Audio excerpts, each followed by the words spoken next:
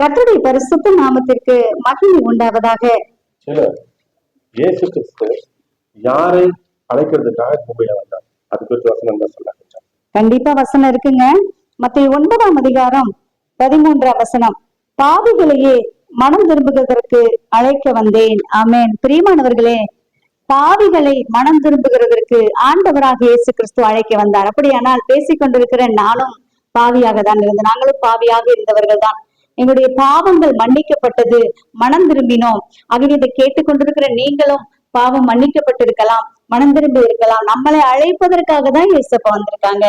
நம்முடைய பாவத்தை எல்லாம், சாபத்தை எல்லாம், ரோகத்தை எல்லாம் சிலுவையிலே ஆண்டவராகிய கர்த்தர் சுமந்து தீர்த்து விட்டார். மரித்தார், அடக்கம் பண்ணப்பட்டார், 3ஆம் நாள் உயிரோடு எழுந்தார். இன்றைக்கும் உயிருள்ள தெய்வமாக இருக்கிறார். நம்மை வந்து அழைத்து செல்ல போகிறார். அவருடைய வருகைக்கு நாம் ஆயத்தமாகவும் ஆண்டவர் நம்மை அழைத்திருக்கிறார் என்ற எண்ணத்தோடு இந்த நாள் முழுவதும் இருப்போம். கர்த்தர் நம்மை ஆசீர்வதித்து வழி நடத்துவாராக. ஆமென். கர்த்தருக்கு ஸ்தோத்திரம். தேவனுக்கே மகிமை உண்டாவதாக. ஆமென்.